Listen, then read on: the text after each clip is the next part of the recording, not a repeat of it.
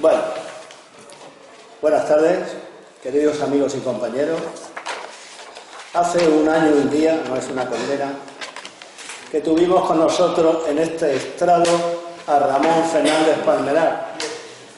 Vino a presentarnos su novela El cazador del arco iris. Hoy vuelve para presentarnos un nuevo libro que tiene por título Perito en pecados, y lo hace de la mano alada de Pilar Galán, Beatriz para los escritores de esta asociación, por cuya intercesión argumental, a la que por indisposición voy a dar lectura, estoy seguro que llevará al paraíso de las letras a nuestro más grande escritor, pese a los muchos pecados que narra en este libro. Uno más de los 20 que ha publicado este año que termina, y es así porque Ramón Fernández Palmerar es nuestro más activo escritor e intelectual de todos los que cultivan y divulgan la cultura entre nosotros, del que no voy a argumentar con datos su asombroso currículum cultural y artístico, pues lo doy por sabido de todos vosotros. ¿Y qué decir de Pilar Galán? Pues en primer lugar lamentar su indisposición y que trataré de dar una buena lectura al texto que me ha enviado, que viniendo de ella como filóloga y profesora de lengua y literatura castellana, escritora y poetisa, voraz lectora y correctora de textos, es quien mejor podrá desvelarnos los entresijos de los pecados de Palmerar. Ahora soy Pilar Galán. Mr. High. Se nota la diferencia, pero en fin, ¿qué vamos a hacer? Buenas, hombre. Física, la diferencia física y todo, física, en todo sentido. Buenas tardes a todos ustedes. Es un gran orgullo para mí poder presentar la obra de mi gran amigo Ramón Fernández Palmerar, Perito en pecado, que es una colección de relatos maravillosos y fantásticos, porque en ellos está muy presente el estilo de Ramón, ese estilo audaz, ingenioso y vehemente como es él, pero a la vez profundamente enraizado en lo humano, en el hombre de a pie, con sus grandezas, heroísmo, momentos de duda, inseguridad y miedo.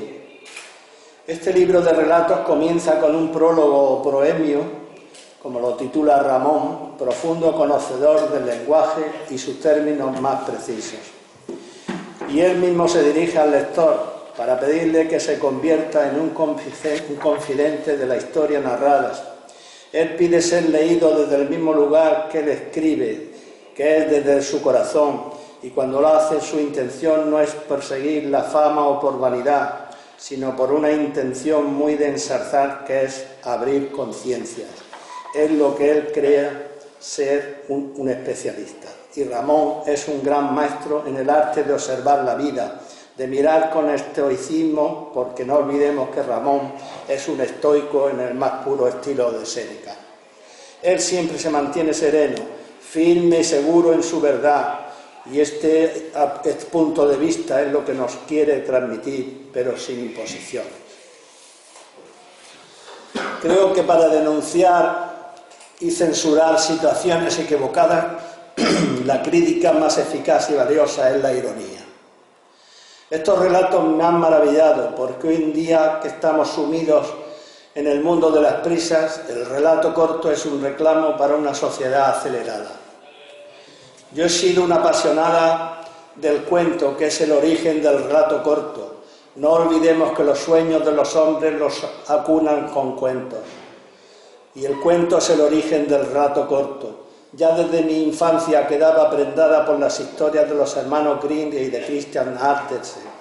Luego, más tarde, me sedujo como si fueran el más persuasivo de los amantes los relatos de Cortázar y los cuentos de Borges, destacando Emma Zoom, La venganza después del tiempo.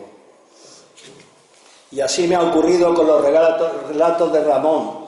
Fue tal la complicidad e implicación que sentí con su lectura, que en el primer relato titulado Perito en pecados, como yo conozco algunos detalles de la biografía de Ramón, tal como que se educó en los jesuitas, que le gusta ser respetuoso con el orden establecido y soñar con un mundo más justo. En este relato aparece que tiene un hermano gemelo, y fue tal la espontaneidad y la naturalidad con la que contaba la historia que le llamé para preguntarle si era cierto que tenía un gemelo, cosa que desmintió y nos echamos unas carcajadas. Porque Ramón es ante todo un hombre vital y como buen andaluz muy gracioso. Dan fe de su personalidad el relato El editor al derecho, en el que narra la historia de un condenado a muerte que por causa de los formalismos que hay que cumplir para llevar a cabo su condena, como por ejemplo, no está bien visto ejecutar a un preso en periodo de elecciones, el cambio de jueces, cambio de ideología de la empresa farmacéutica que suministra la inyección letal y se niega a proveer por mala imagen. Así toda una serie de circunstancias que se van sucediendo hasta que el condenado, que secretamente tomaba pastillas para adelgazar, se hace pequeño y se fuga por el agujero de una cerradura. Aquí tenemos una salida totalmente palmeriana, que mezcla la ironía, la imaginación y el absurdo, porque muchas veces nos preocupamos por situaciones absurdas y debemos superarlas por medio de desdramatizarlas y echarle imaginación. Ramón es un gran maestro en esto y nos puede ayudar con sus ideas y soluciones. Así nos va captando e introduciendo en ese mundo palmeriano y mágico tan hermoso e increíble. Resaltando uno de sus relatos que más me ha impactado y que casi podría considerarse una novela, es La sangre de Rosario María. Aquí Ramón se descubre como un gran conocedor de los engranajes de la policía a la hora de investigar un crimen. En las descripciones que hace se muestra como un experto conocedor de los entramados del AMPA y de los bajos fondos, y se mueve como pez en el agua, creando unos personajes totalmente verosímiles, como son los policías que investigan el caso, de los que nos muestra su imagen más profesional y a la vez más humana, con sus vivencias, sentimientos, conflictos personales, etc. En este doble crimen de un alto empresario en la Costa del Sol y la hija de un magnate ruso afincado en Marbella, hay un hilo conductor que los policías develarán con gran pericia. Este relato estaría en la línea de la novela negra en su estilo más puro, como pueden ser los cuentos misóginos de Patricia Highsmith o El gato negro de Alan Poe. Hay otro conjunto de relatos que yo los agrupo bajo el título Pasaporte al absurdo, porque están muy presentes en el mundo de Kafka, donde recojo los títulos de los siguientes relatos. Principios morales ecológicos. Es la historia de un hombre que despierta con un cocodrilo en la cama, que le empieza a devorar, y él se plantea acabar con él, pero reflexiona que es una especie protegida. ¿En qué acabará? La invasión de los guisantes. Del corte que se hace a un hombre en la barbilla sale una masa que toma forma y volumen y empieza a actuar como un ente con vida propia. Este relato se convierte en una historia de terror. Tal fue mi espanto que no pude acabar de leerlo. Si algún valiente se atreve, que me cuente el final. El esclavo sexual. Un ladrón que se queda atrapado en su propia trampa cuando va a robar a una farmacia y la farmacéutica lo captura como rehén para su propio placer. ¿Qué pasará? Lobe y Lolita. Las primeras muñecas hinchables las usaron las tripulaciones niponas en los submarinos durante la Primera Guerra Mundial.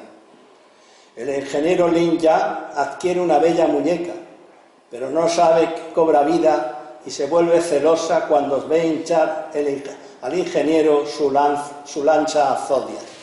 ¿Qué pasará? Otros relatos los agruparía en los profundamente humanos como El sueño de Aquiles, donde hace una perfecta definición del alma femenina, sus anhelos complejos y sueños. Aquí me recuerda a don Luis Valera, el autor realista de Juanita la Larga, al que mis libros de texto definían como un profundo conocedor de las mujeres. Solo que en la obra de Palmerat se llama Marta, profesora de dibujo, una mujer de 47 años que mantiene relaciones con un compañero de instituto y va a pasar un fin de semana al cortijo de Torrós. ¿Qué pasará? Amor sin fronteras, la historia pasional de una escritora de éxito, minusválida, y un camarero aficionado a la poesía. Aquí tengo que resaltar que Ramón Palmerar aparece como invitado a la boda de los protagonistas. Nacido el 11 de septiembre, trata de los atentados de las Torres Gemelas en Nueva York, que para uno fue una terrible catástrofe, pero detrás de ese terror hubo muchas víctimas, y en cada una de las víctimas se esconde una historia de angustia y pánico. En el grupo titulado Los incongruentes me fascina la historia de Jack el Destripador, que es uno de los personajes creados por su autor, al que planta cara y se revela diciéndole que no quiere cometer más crímenes, y al final se hace hombre y asesina a su autor. Como veis, estos cuentos o relatos no os van a dejar impasibles, os harán gozar, sufrir, estremecer o soñar, flipar, saltar de vuestro asiento de emoción y sobre todo vivir unas historias fabulosas que os harán disfrutar infinitamente. Muchas gracias.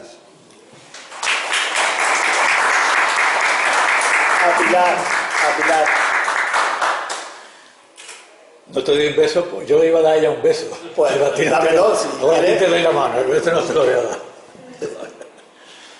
Bueno, Carlos, gracias por las palabras que has dicho y por el leer y por haber leído. Es que tengo que grabarlo. Porque la grabación se la voy a dar yo a... Ramón, que no se te oye, cógete el micro. Cógelo. Es verdad. Y pégate lo más que puedas. ¿O prefieres ese fijo? Prefiero este fijo. Bueno, pero pégalo lo más que puedas. Es que tengo que grabarlo esto. Si no, para mandárselo a Pilar, que lo he prometido. Yo lo estoy grabando. Bueno, primero, lo que he dicho. Gracias, Carlos, por tu presentación. Gracias por haber leído el guión de Pilar Galán. Y lamento mucho que ella no esté aquí por enfermedad. Lo cual, pues, son circunstancias de la vida que ya he hablado por teléfono esta mañana y ya le he dicho que las cosas pasan. Así. Primero la salud y a cuidarse y ya está.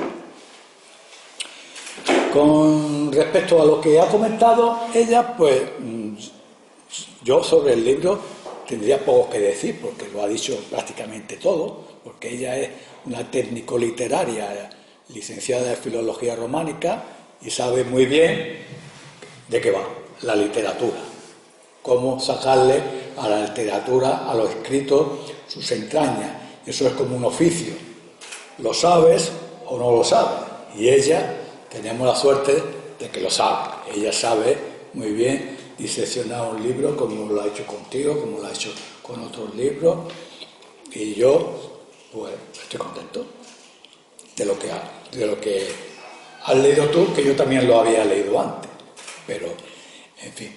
La cuestión, hablando un poco del libro, el libro tiene 33 relatos y mi idea siempre en estos de los relatos que llevo yo, algunos relatos de este libro tienen 20 años, porque os voy a explicar un poco cuál es el proceso creativo que yo hago para que tengáis una idea. Y son relatos que salen de la vida misma. La portada del libro es un cuadro mío, se llama La Miliciana, que lo tiene mi hijo en el salón, en vez de tenerlo en el trastero, como se suele tener algunos cuadros. Pero cuando lo tiene ahí en el salón es porque le gusta, y a mí también me gusta y por eso lo puse en la portada. El título del libro lleva el nombre del primer relato, que se llama Perito en Pecado, que como ya también lo ha dicho Pilar, es un señor que, obrando bien y respetando las leyes de Dios y respetando las normas, le van las cosas muy mal. Pero en cambio, cuando empieza a no cumplir las leyes de Dios, a robar, a pecar, hicieron un desastre, le tocan 2 décimos de lotería y el tío va por el mundo de maravilla. O sea que cuando dice el tío, cuando soy malo, me viene todo de maravilla.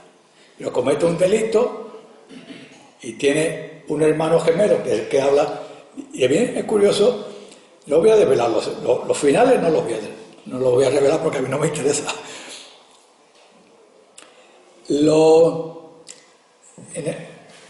En el caso de ella, cuando los relatos están siempre todos escritos en primera persona, pero claro, yo soy el narrador, no soy el protagonista de los relatos. Y ella, cuando leyó el primer relato, Perito en Pecado, porque yo era un perdedor, que me iban las cosas mal y todo eso, se creía que era yo y me llamó por teléfono. Dice, mira Ramón, que he leído tu relato, que me ha gustado mucho, tú tienes un hermano gemelo, que es el que va robando. Digo, mira, yo no soy ladrón, no robo, no hago nada. Dice, pero es que lo has contado tan sutilmente, tan bien, tan directo, que yo me creía que era verdad. Digo, bueno, eso fue el primer día que él recibió.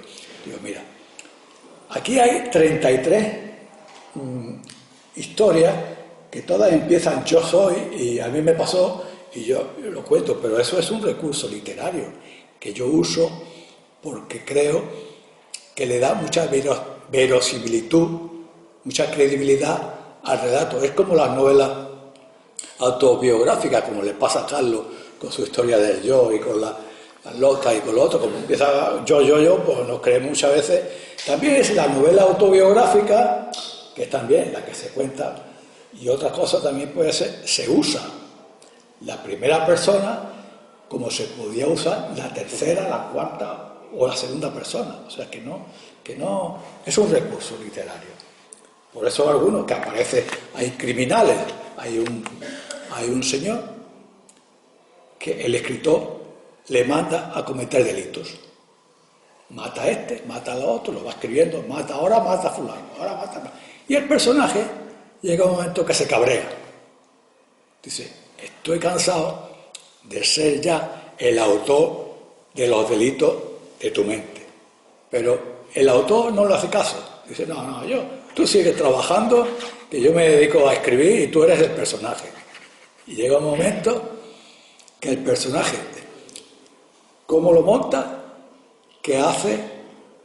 Se hace presente, se pelea con el autor del relato y se lo carga. Bueno, en esto de la literatura pasa, mira, aquí tengo a mi mujer y a Pepi, muy bien por venir. Un saludo. ¿Queréis sentaros? Pues nada, muy bien. Bueno, la literatura es una de las artes, indudablemente.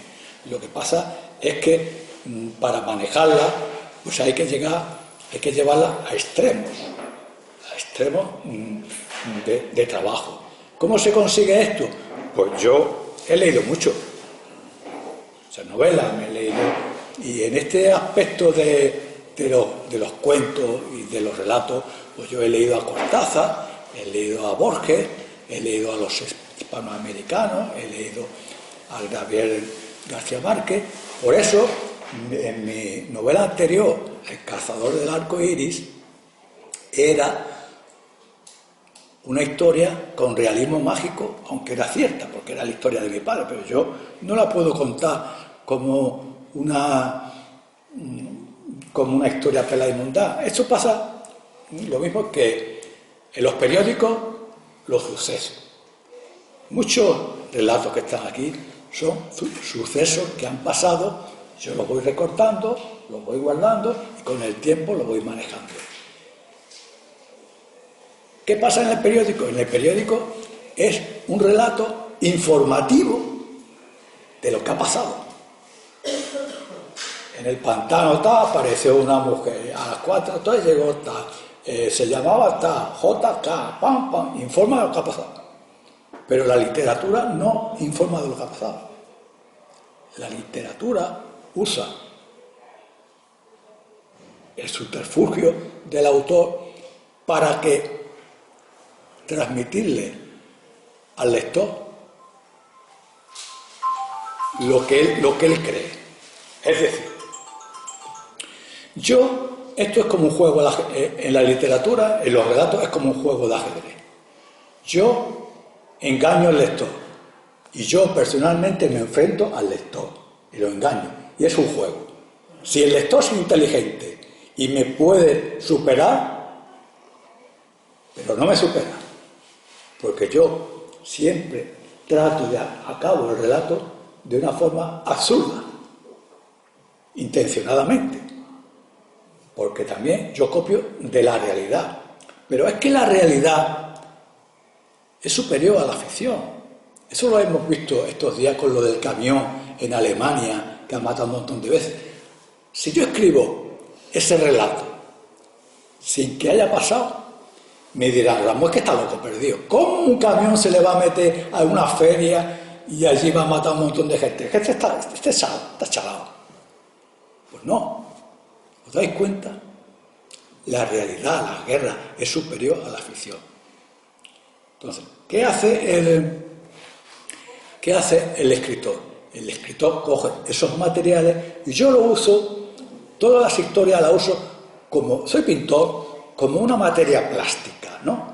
Yo tengo esa facilidad, cojo una historia, otra historia, imaginaros que es una pintura, y pongo Juan Antonio, Pepe, Juan, Francisco, y lo pongo y lo voy como una partida de ajedrez, porque si os dais cuenta, un tablero de ajedrez está inanimado, son 32 piezas, están allí, que son de madera, pero claro, ¿qué pasa? Cuando cada jugador coge una pieza y la mueve, ya está haciendo movimiento. El ajedrez es cuando toma vida. Y entonces son dos cerebros que están luchando para ver quién gana la partida. Pues tu relato es más o menos parecido. No puedes jugar conmigo en estos relatos inocentemente. Dirá, Ramón es muy bueno, me va a contar aquí una película. Ramón no es bueno.